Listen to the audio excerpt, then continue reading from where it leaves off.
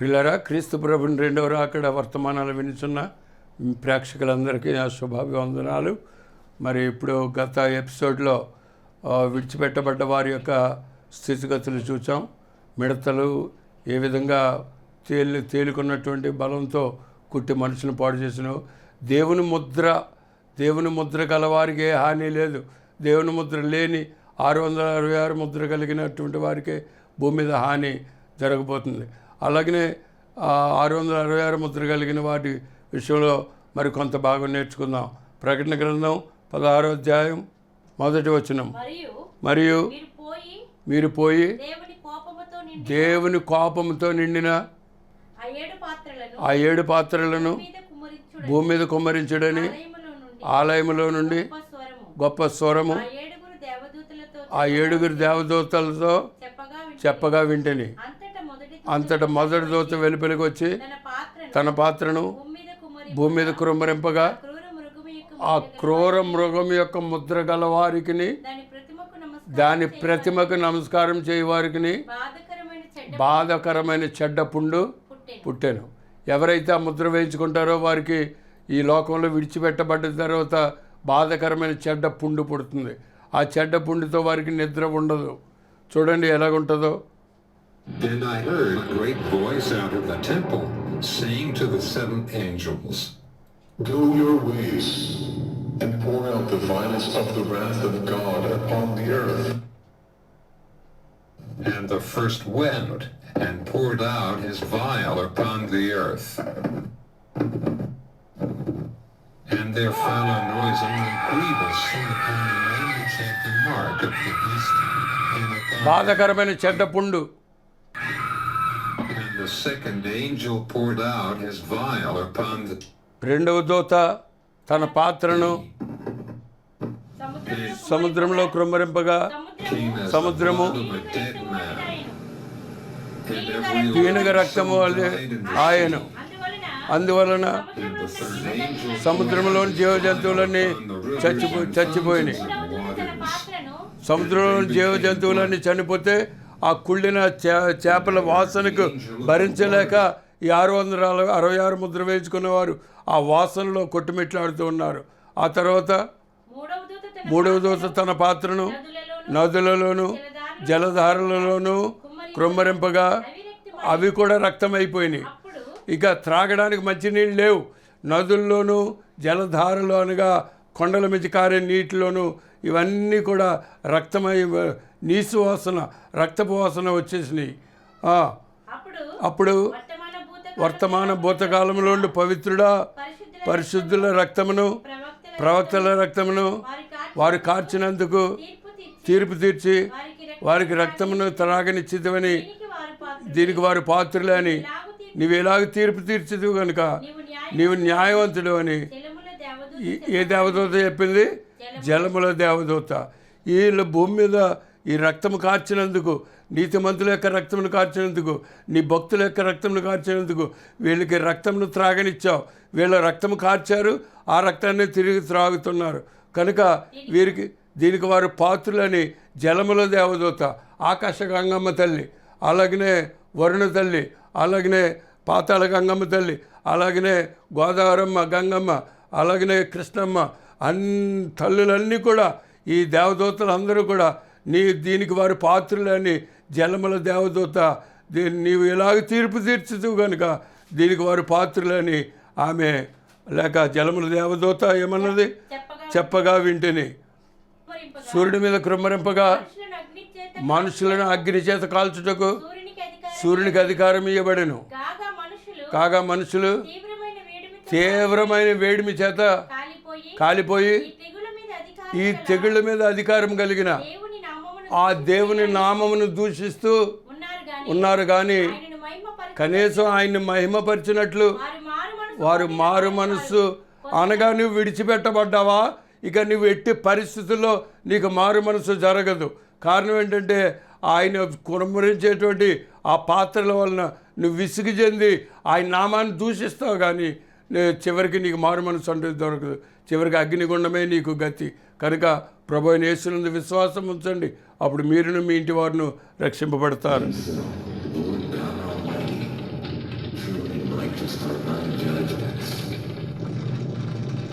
fourth angel poured out his vial upon the sun.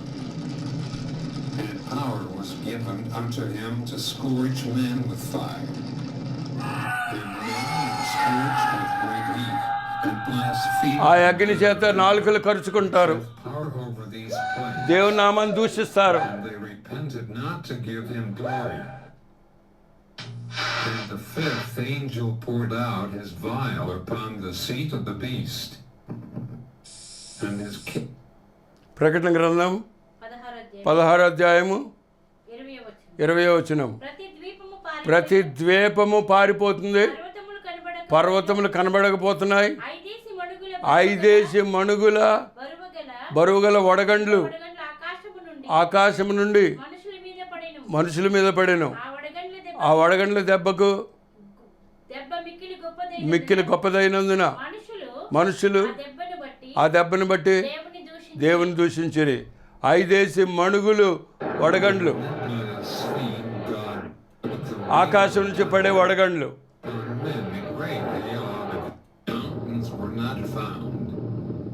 And there fell upon men a great hail out of heaven, every stone about the weight of a tower. And men blasphemed God because of the plague of the hail, for the plague thereof was exceeding great.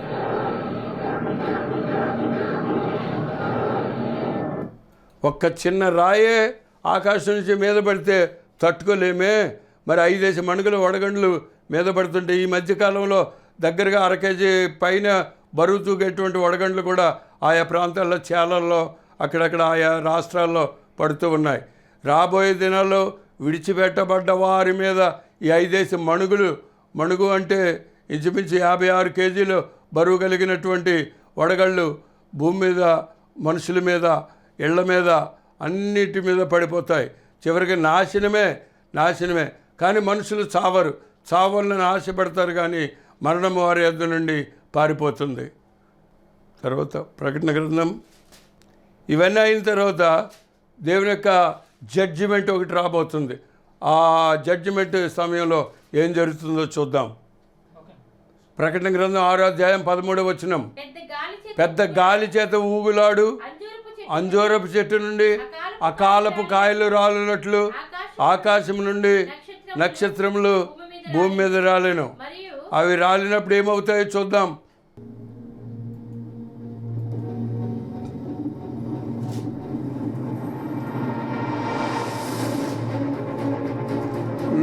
లోక 21:25.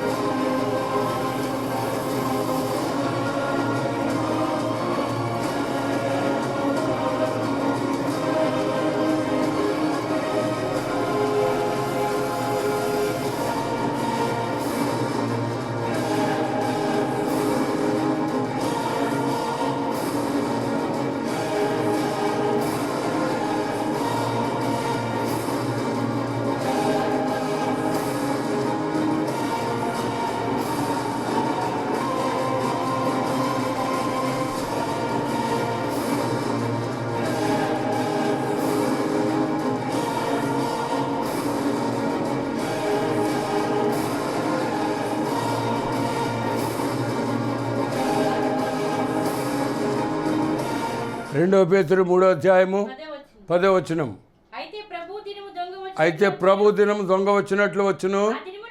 ఆ దినమున ఆకాశములు మహాధ్వనితో గతించిపోవును. పంచభూతములు మిక్కటమైన వేండ్రముతో లయమైపోవును. భూమియు దాని మీద ఉన్న సమస్తము కాలిపోవును. ఇవన్నీ ఇట్లు లయమైపోయినట్లు పోవినవి కనుక ఆకాశంలో రవులుకొని లయమైపోయినట్లు పంచభూతములు మహావేండ్రముతో కరిగిపోయినట్టు దేవుని దినపు రాకడ కొరకు కనిపెట్టుచు ఆశతో అపేక్షించుచు మీరు పరిశుద్ధమైన ప్రవర్తనతో భక్తితోనూ ఎంతో జాగ్రత్త గలవారే ఉండవలెను. ఇది ప్రభు యొక్క రాకడ వరకు మీరు చేయవలసిన విధానం. కనుక 3వ అధ్యాయం 6వ వచనం, ఆ నీళ్ల వలన అప్పుడున్న లోకము నీటి వరదలో మునిగి నశించిపోయాను. అయితే ఇప్పుడున్న ఆకాశము ఇప్పుడున్న భూమి భక్తిహీనుల తీర్పును నాశనం జరుగు దినం వరకు అగ్ని కొరకు నిలువ చేయబడి ఉన్నది. అదే వాక్యం వలన భద్రం చేయబడి ఉన్నది. హెబ్రీయులకు రాసిన పత్రిక 12వ అధ్యాయము 26వ వచనం, అప్పుడు ఆయన శబ్దము భూమిని చలింపజేసిన కానీ నేను ఇంకొక మారు భూమిని మాత్రమే కాదు ఆకాశమును కూడా కంపింపజేతును. ఆకాశము కంపిస్తే ఆకాశ కంపము, భూమి కంపిస్తే భూకంపము.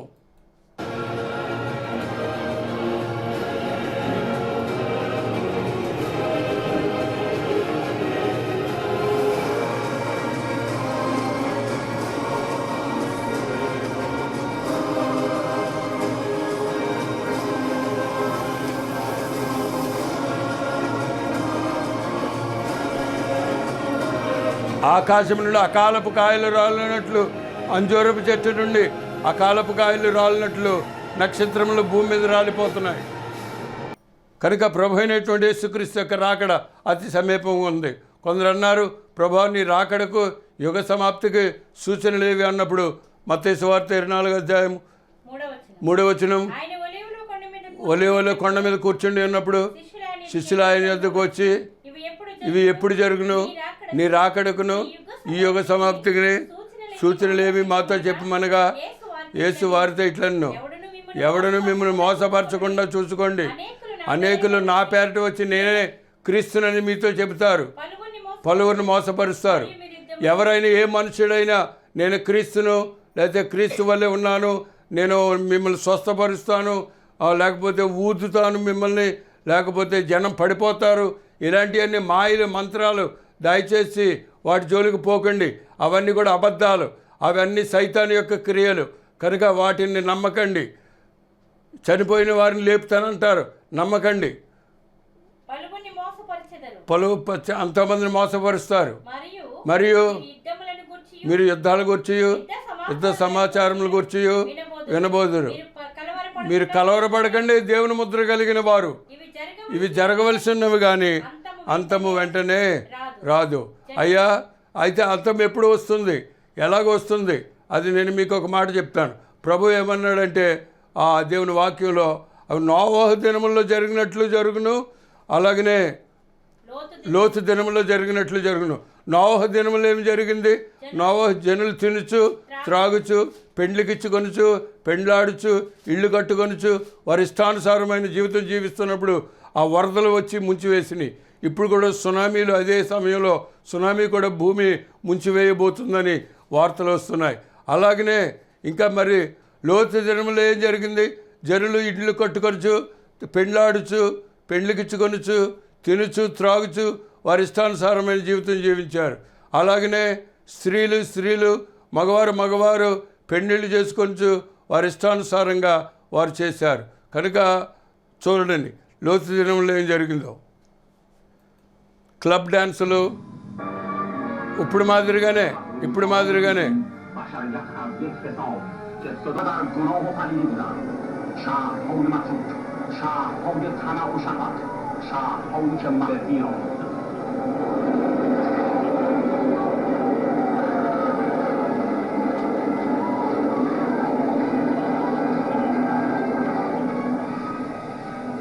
Goffredo Romano va Giuseppina Renza a Renfa. Il یک فیلم نیرومند که هیجان بر پرده سینما می‌ریزد. سدوم و گمورا. هزاران سوار در وحشیانه‌ترین جنگی که تا به حال به صورت فیلم درآمده است.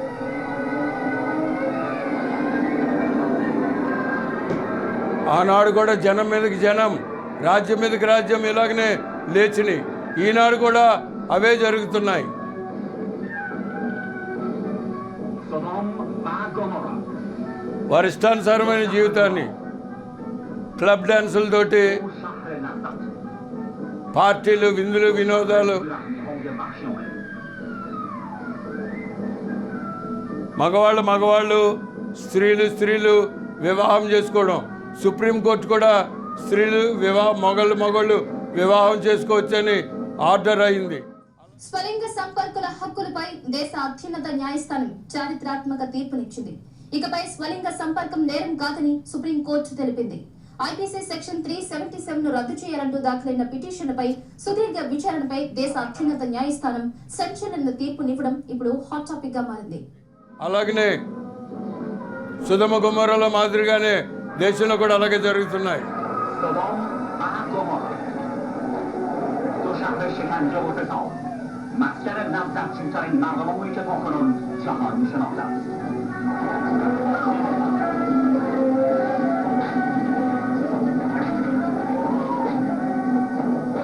از میان صفحات تاریخ اعصار کهن داستانی که تنها اکنون میتواند بازگفته شود.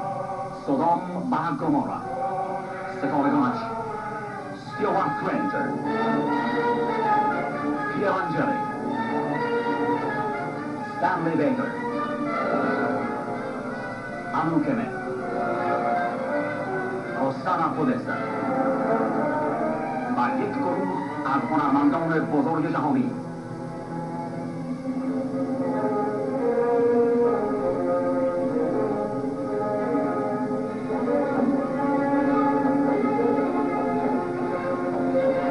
سدوم و گمورا. شهرهای خیانت و دسیسه. شهرهایی که تنها اهریمن میتواند در آنها باز ماند. شهرهایی که مردمانش به خاطر حسادت و شهوت دو مرد به نبردی خشن کشیده شدند. سدوم و گمورا.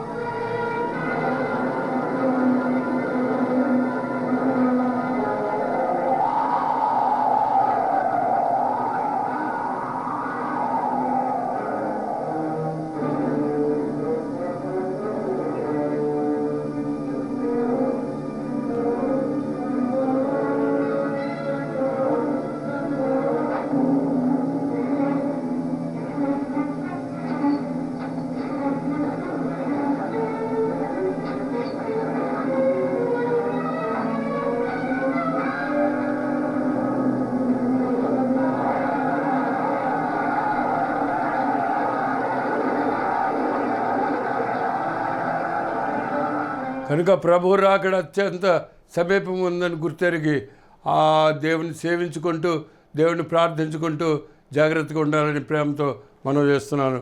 దేవుడు మిమ్మల్ని దీవించును గాక. ప్రేమ కలిగిన మా తండ్రి, మా శ్రోతలు వింటున్నటువంటి వాక్యాన్ని బట్టి మీకు వందనాలు.